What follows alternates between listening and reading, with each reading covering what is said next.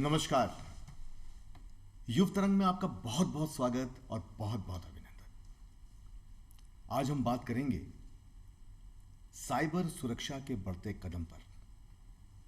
ऐसा कहा जाता है कि beauty can be skin deep but not security, यानी कि खूबसूरती जो है वो सतही स्तर तक है, लेकिन जो सुरक्षा है वो ठेठ तक होती है।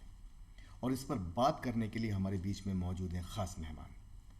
आप हैं श्री हेमंत शर्मा साहब, जो कि भारतीय पुलिस सेवा के अधिकारी हैं, DIG state crime record bureau में हैं। आपका बहुत बहुत स्वागत और बहुत बहुत अभिनंदन। धन्यवाद चंदन जी। हम आज बात करेंगे युवा साथियों के लिए साइबर सिक्योरिटी के बारे में, साइबर सुरक्षा के बारे में। तो सबसे पहले हम ये जानना चाहते हैं कि साइबर सुरक्षा क्या है।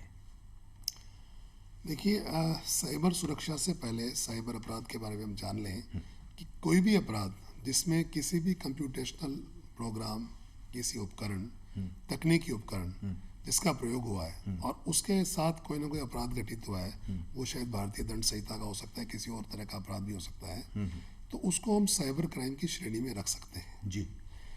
साइबर सुरक्षा साइबर अपराधों से बचने के लिए आम जन का, सभी व्यक्तियों का, पुलिस समेत एक संगठित प्रयास है। संगठित और जुड़ा हुआ प्रयास है, जी। जैसे हम अपने आप को और पूरे समाज को जी। इस तरह के अपराधों से सुरक्षित रख सकते हैं। क्या बात है। अन्य शब्दों में, यदि कोई पारंपरिक ऐसा अपराध है जिसका स्रोत, जिसमें काम में लिए गए टूल, जिसका डेस्टिनेशन या जो विषय है वो कंप्यूटर या कंप्यूटर नेटवर्क हो, वो साइबर अपराध की श्रेणी में आएगा।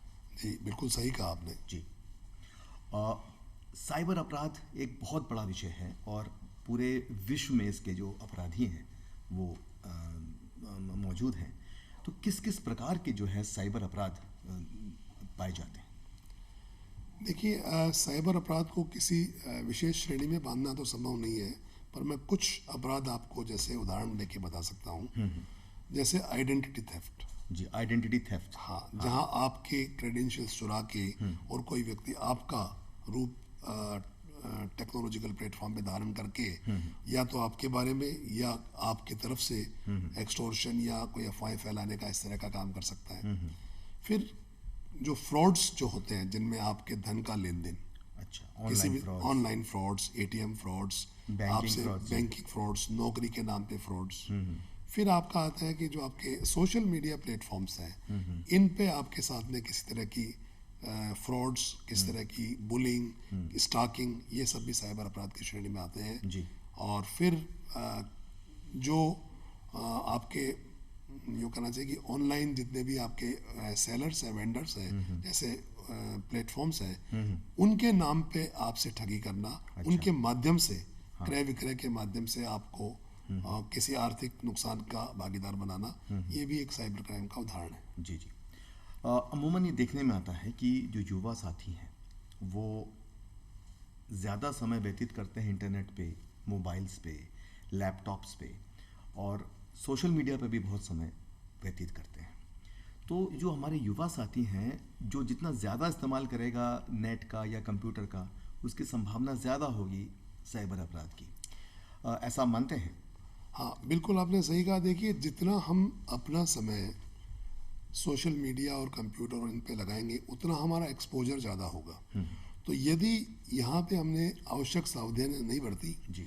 और अपने कॉशंस को ध्यान में नहीं रखा, तो कहीं ना कहीं हम किसी दुर्घटना के शिकार जरूर होंगे। जी। जो कहावत है, सावधानी हटी और दुर्घटना घटी, वो साइबर वर्ल्ड पे बिल्कुल लागू होता है। जी जी। 3 प्रकार की चीज़ें हैं, जैसे मोबाइल कंप्यूटिंग, इंटरनेट सिक्योरिटी और इंटरनेट सुरक्षा जिसे कहते हैं, और तीसरा है साइबर लॉ। इन तीनों की किस किस प्रकार की जानकारी हमारे युवाओं में होनी चाहिए ताकि वो साइबर क्राइम के बारे में ज़्यादा से ज़्यादा जानें और ये अपराध कम हो? देखिए, मोबाइल आने के बाद में जी। हमारा एक नंबर हो गया है, फिर हमें इंटरनेट मिला है, तो हम अपने लिए, अपने परिवार के लिए, बाकी लोगों के लिए सहज ही उपलब्ध हैं। और साथ ही हम इतनी जानकारी अपनी इस सोशल मीडिया प्लेटफॉर्म से हम शेयर कर देते हैं कि हम बाकी लोगों के लिए भी एक विषय वस्तु बन जाते हैं। जी। तो जो हमने जानकारियाँ शेयर की हैं वो हमारे ही खिलाफ कभी न कभी इस्तेमाल की जाती है। जैसे हम अपना होम टाउन का शेयर कर लिया, अपने बच्चों के नाम, अपना डेट ऑफ बर्थ, और इसके अलावा हमने अपने बारे में कोई और इन्फॉर्मेशन, अपनी जॉब के बारे में, अपने पेरेंट्स के बारे में शेयर की, तो वो सारी जानकारियाँ साइबर क्रिमिनल्स जुटा के हमारे खिलाफ कभी न कभी इस्तेमाल कर सकते हैं। जी। इसलिए जितना ज़्यादा हम समय व्यतीत करेंगे, उतनी ज़्यादा जानकारी हम साझा करेंगे, ज़्यादा लोगों के साथ करेंगे, तो आपकी बात बिल्कुल सही है। इसलिए पर्सनल सूचना जो है कभी भी सोशल मीडिया आदि पे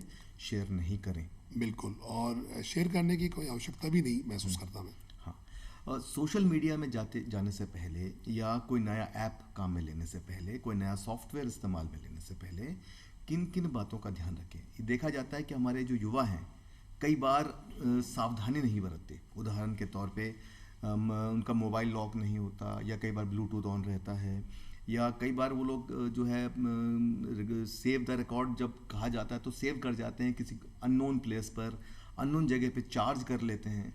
तो इस प्रकार की जो चीज़ें हैं ये किस किस दृष्टि से साइबर क्राइम को बढ़ाती हैं? एक तो क्योंकि अगर ये शुरुआती दौर पर अगर आपने इसको चेक कर लिया तो क्राइम नेचुरली बाद में कम होगा।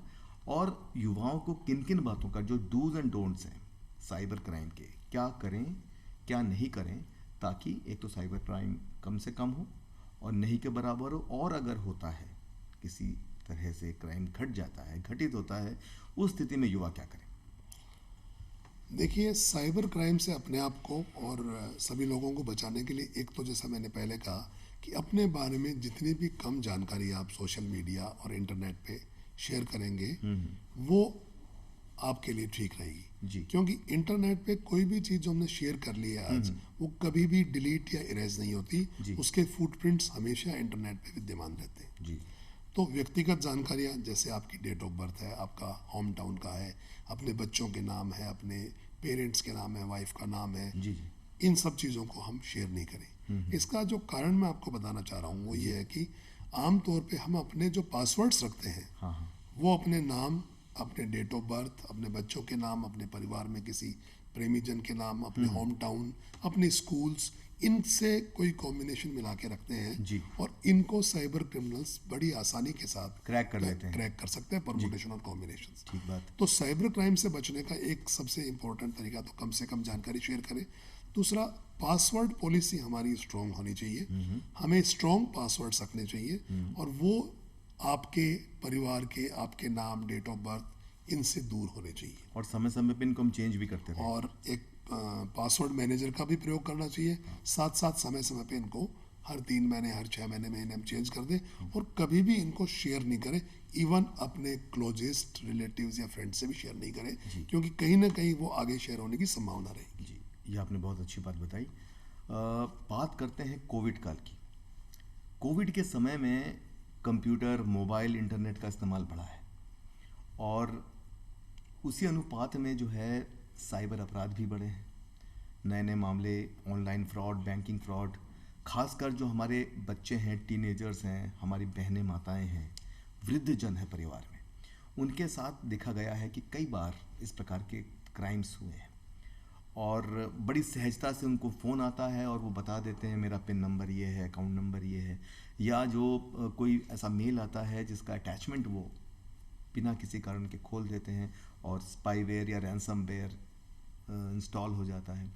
तो कोविड के समय में जहाँ पर वर्क फ्रॉम होम का कल्चर बढ़ा है, जहाँ पे ई लर्निंग बढ़ा है, हर दृष्टि से कंप्यूटर, इंटरनेट का इस्तेमाल बढ़ा है, खासकर हमारे युवाओं के लिए किन किन बातों का ध्यान रखा जाए कि जो है कोविड के समय में साइबर क्राइम, साइबर अपराध कम हो?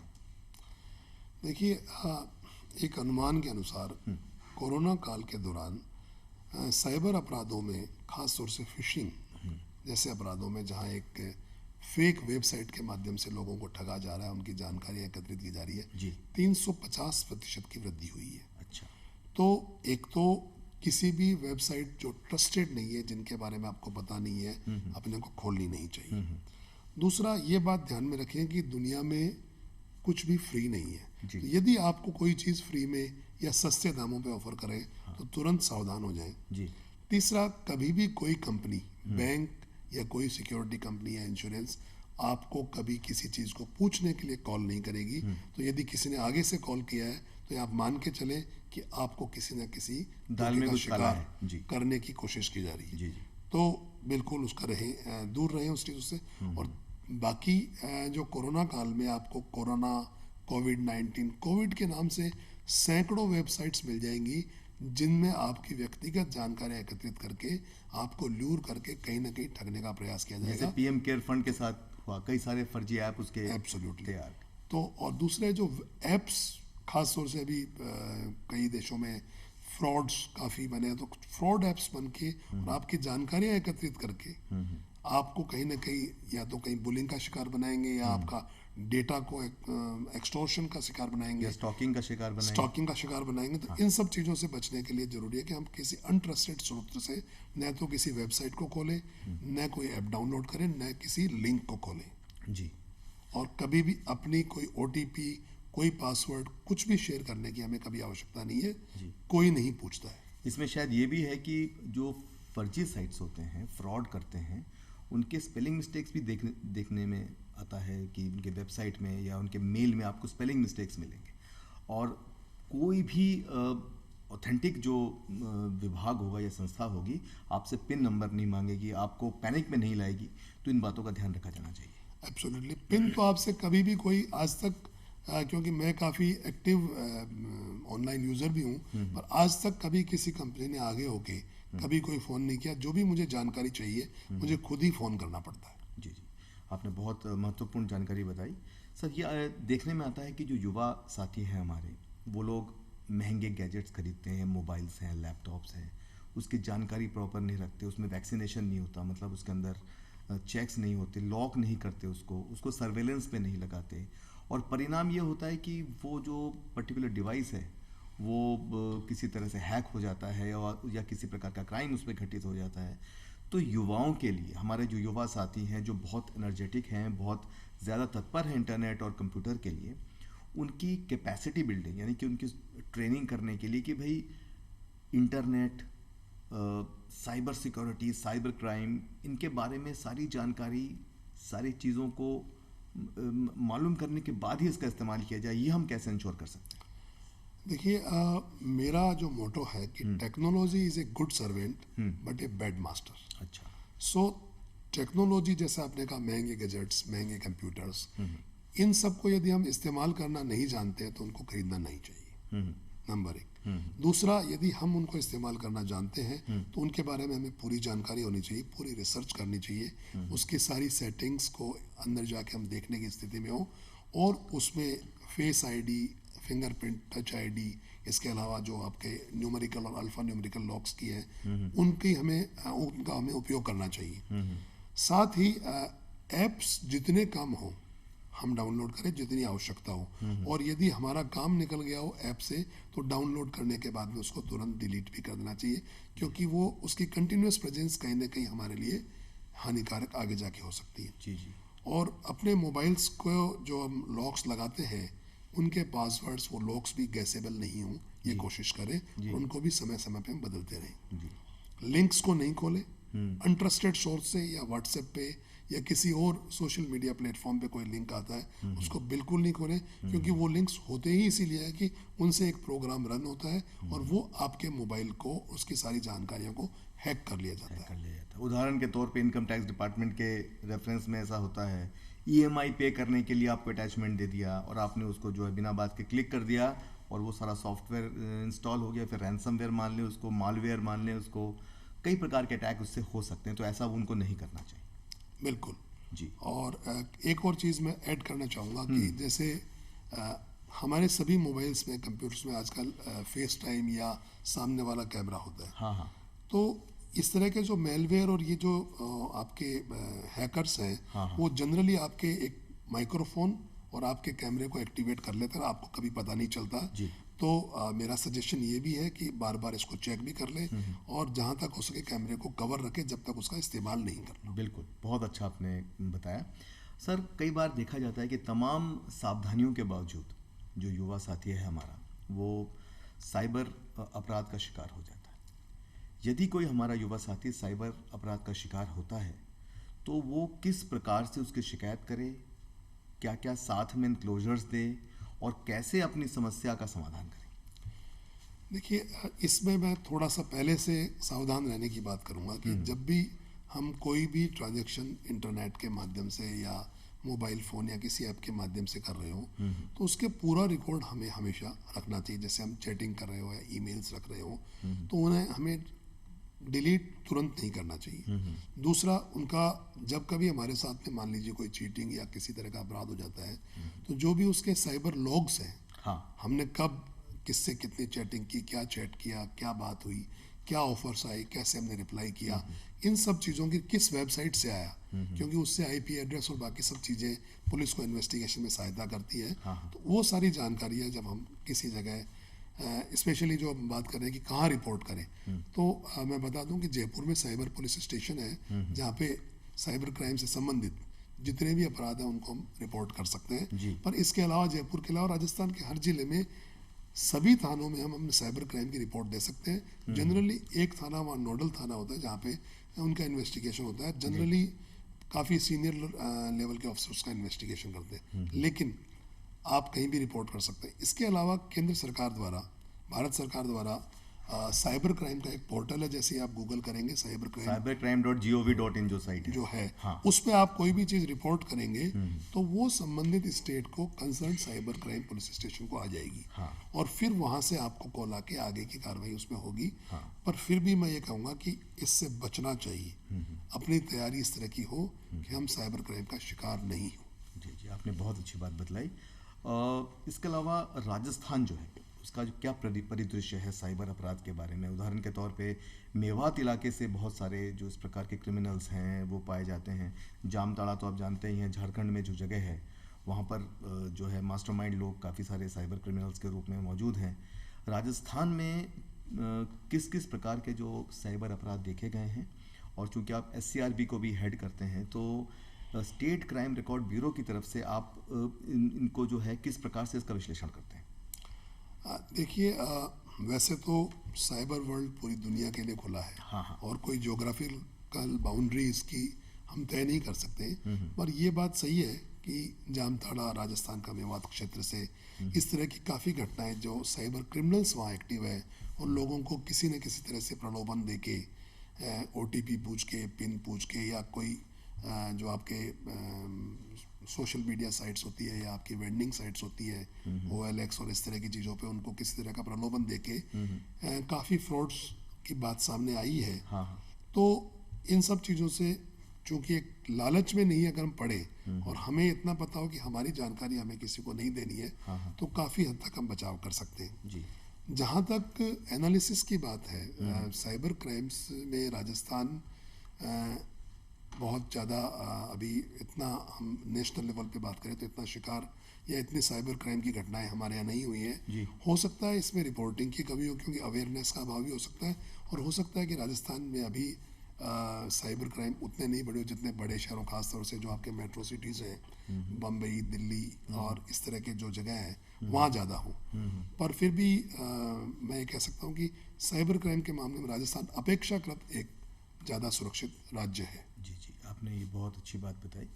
अक्टूबर का महीना हम लोग मनाते हैं साइबर सिक्योरिटी अवेयरनेस मंथ के रूप में, और ये ज़रूरी है कि हमारे जो युवा साथी हैं, जो IT एक्ट 2000 है जिसके इर्द गिर्द सारे जो लॉज हैं वो फ्रेम किए गए हैं, और सेक्शन 65 है, जैसे सोर्स कोड से छेड़छाड़ है, और हैकिंग है 66 है, सेक्शन 78 में जैसे आपके इंस्पेक्टर को पावर दिया गया है। तो क्या क्या जानकारी हमारे IT एक्ट की आम जन को होनी चाहिए, युवाओं को होनी चाहिए, ताकि वो जब कभी भी इंटरनेट पर बैठें, सोशल मीडिया पर बैठें, कंप्यूटर पर बैठें, उनको ध्यान रहे कि ये काम करने से ये होगा, ये करने से ये होगा, और वो सावधान रहे। देखिए, एक्ट्स और सेक्शंस तो आपने बता ही दिए। हाँ। हमें क्या साइबर वर्ल्ड में शेयर करना है, क्या नहीं शेयर करना है, किस पे हमारी लीगल जिम्मेदारी बनती है। जी। तो उदाहरण के लिए कोई भी इस तरह की चीज़ जो किसी की पर्सनल इन्फॉर्मेशन और उसको कभी नुकसान पहुंचा सकती है, हम अगर शेयर करते हैं बिना उसकी अनुमति के, तो वो एक लीगल वायलेशन है। किसी तरह का पोर्नोग्राफिक लिटरेचर हम किसी सोशल मीडिया पे जनरली किसी इंडिसेंट महिला का अशिष्ट प्रतिरूपण हम करते हैं या फेक न्यूज़ को आगे बढ़ाते हैं, तो हमारी जिम्मेदारी उसमें बनती या है। हम एडमिन बनते हैं व्हाट्सएप के जिसमें इस प्रकार का कुछ गड़बड़ झाला है तो जिम्मेदारी बनती है। बिल्कुल जिम्मेदारी बनती है। और इसमें यदि हम उसकी रिपोर्टिंग तुरंत कर देते हैं कि भाई किसी ने कोई चीज़ गलत शेयर की है, उसको ब्लॉक करते हैं और पुलिस को इसकी रिपोर्टिंग कर देते हैं, तो फिर वो हम एक नागरिक कर्तव्य के रूप में अपना निर्वहन करेंगे। जी जी। तो ये भी हमारा दायित्व है कि यदि हम इस तरह की कोई चीज़ देखते भी हैं जो हमें लगता है कि किसी न किसी तरह से आईटी एक्ट का वायलेशन है, किसी और एक्ट का वायलेशन है, तो उसकी रिपोर्टिंग भी हमें उसके एडमिन को और पुलिस को जरूर करनी चाहिए। जी। आमतौर पे आपने बताया कि फिशिंग अटैक्स, आपने बताया रैनसमवेयर है, मॉलवेयर है, बैंकिंग फ्रॉड है, ऑनलाइन फ्रॉड है, इस प्रकार के क्राइम्स ज़्यादा हो रहे हैं। और मैं ये जानना चाहता हूँ कि जो वर्क फ्रॉम होम है फॉर एग्जांपल, और जो कि एक बेसिक सेटअप है जिस पर बैठकर व्यक्ति घर से इम्पोर्टेंट साइट्स को एक्सेस करता है, अपना काम करता है, और उस पर अगर वो प्रिपेयर्ड नहीं है, तैयार नहीं है, तो वो साइबर अपराधों को आमंत्रण देगा। तो वर्क फ्रॉम होम जो आदमी व्यक्ति करता है, युवा साथी हमारा करता है, तो वर्क फ्रॉम होम में किस किस प्रकार का सेटअप होना चाहिए, और वर्क फ्रॉम होम करते समय किन बातों का ध्यान रखा जाए? देखिए, एक तो सिक्योर इंटरनेट कनेक्शन जो आपका अपना हो बहुत आवश्यक है। जो आपके पब्लिक नेटवर्क्स हैं, वाईफाई जो बाहर आपको फ्री में मिलते हैं, उन पे हमें कभी भी सेंसिटिव कंटेंट, सेंसिटिव इंफॉर्मेशन, खासतौर से बैंकिंग ट्रांजैक्शन जैसी कोई चीज़ नहीं करनी चाहिए। जी। दूसरा, चूंकि ज़्यादातर जो वर्क फ्रॉम होम खासतौर से आईटी सेक्टर में है, तो ऑर्गेनाइजेशन के सिक्योर वीपीएन के माध्यम से वो किया जाता है। बिल्कुल। तो यदि हम एक सिक्योर वीपीएन के माध्यम से ट्रांजैक्शन करते हैं, वीपीएन मतलब virtual private network, virtual private network, तो उसके माध्यम से यदि हम ये करते हैं तो हम बेहतर सुरक्षित रहेंगे। जी। और तीसरा, जब आप अपनी इम्पोर्टेंट काम कर रहे हो तो कोई भी ऐसी वेबसाइट्स हमें नहीं खोलनी चाहिए जहाँ पे कोई मेलवेयर या कोई इस तरह की चीज़ आ सकती है जो हमारे कंप्यूटर में किसी न किसी तरह का नुकसान पहुंचा कर हमारी जानकारी चुरा सकती है। तो न केवल उस वक्त हम अपनी व्यक्तिगत जानकारियां, बल्कि अपने संगठन जिसकी हम जॉब कर रहे हैं उसकी जानकारियां भी अनजाने में शेयर कर देंगे, और it can lead to disproportionate loss. जी। कोविड के समय में देखा गया है कि जो टीनेजर्स हैं वो बहुत ज़्यादा, चाहे वह ई लर्निंग के नाम पे ले लें या इंटरनेट के नाम पे ले लें, बहुत ज़्यादा ग्लूड रहते हैं मोबाइल या लैपटॉप्स या कंप्यूटर्स पर। पेरेंट्स को ये आभास देते हैं कि हम पढ़ाई कर रहे हैं, लेकिन कई बार ऐसे केसेस सामने आए हैं जिसमें वो टीनेजर जो है किसी पर्टिकुलर साइबर क्राइम का शिकार हुआ, चाहे वो मनी लॉन्ड्रिंग का मामला हुआ, चाहे वो किसी व्यक्ति के माया जाल में फंसने का मामला हुआ। तो बच्चे और ख़ासकर जो हमारे टीनेजर्स हैं, युवा हैं, उनको किस प्रकार से हम साइबर वर्ल्ड में सेफ और सिक्योर रख सकते हैं? देखिए, एक चीज़ मैं एडिशनल ऐड करना चाहूँगा, गेम्स। जी। क्योंकि बच्चों को सबसे ज़्यादा अट्रैक्ट करते हैं गेम्स, और आपने कहीं सुना ही होगा कि कुछ गेम्स में सुसाइड तक लोगों को, बच्चों को लीड कर लिया गया है। बिल्कुल। तो वो भी एक साइबर क्राइम का विभत्स रूप है। तो एक तो हमें उससे बचना चाहिए। दूसरा, जब भी कोई टीनेजर बच्चा है तो उसे जो भी कोई साइट या कोई भी चीज़ एक्सेस करनी चाहिए, तो पेरेंट्स को, गार्जियंस को ध्यान रखना चाहिए कि बच्चा क्या कर रहा है, और उसकी पूरी निगरानी रखनी चाहिए। इसके अलावा जो डिवाइसेस उनको दे रहे हैं उनमें हमें चिल्ड्रन के लिए जो आवश्यक रेस्ट्रिक्शंस है, पेरेंटल गाइडेंस है, वो लगा के रखनी चाहिए, ताकि वो किसी ऐसी साइट या ऐसे किसी प्रोग्राम को एक्सेस नहीं कर पाए जो उसके लिए नुकसानदायक हो। आपने मन तो कर रहा है आपसे बहुत सारी बातें करें, क्योंकि विषय बहुत ही रोचक विषय है, लेकिन थोड़ी समय की पाबंदी है। तो चलते चलते हेमंत जी, आप हमारे युवा साथियों को साइबर सुरक्षा के लिए क्या संदेश देना चाहेंगे? देखिए, साइबर क्राइम और कोरोना में एक बड़ी समानता है कि दोनों के लिए सबसे जो बेहतरीन उपाय है वो बचाव है। तो मैं सभी लोगों से, जो भी इस प्रोग्राम को देख रहे हैं, कहूँगा कि पूरी सावधानी न केवल अपने आप को कोरोना से बचाव के लिए रखें, बल्कि साइबर क्राइम से बचने के लिए जो आपको अभी चीज़ें बताई गई, अलर्टनेस की गई, वो रखें। और एक अपनी पर्सनल जानकारी, जो भी इंफॉर्मेशन हो, उसको बहुत आवश्यक होने पर ही साइबर वर्ल्ड में शेयर करें, साझा करें, अदरवाइज शेयर ना करें, अपने तक रखें, और अपने पासवर्ड्स और बाकी जो चीज़ों को काफ़ी सुरक्षित रखने का प्रयास करें। और सेफ और सुरक्षित अनट्रस्टेड ब्राउजिंग ना करें। जी। हेमंत जी, आप हमारे स्टूडियो में आए, आपने बहुत अच्छी जानकारियाँ दी, इसके लिए आपका बहुत बहुत आभार। साइबर सुरक्षा आप पर निर्भर है। आप अगर सजग हैं, आप अगर अलर्ट हैं, आप अगर सावधान हैं, तो आप साइबर सुरक्षित हैं। हमेशा मुस्कुराते रहें, अपना ख्याल रखें, सावधान रहें और देखते रहें युव तरंग। नमस्कार।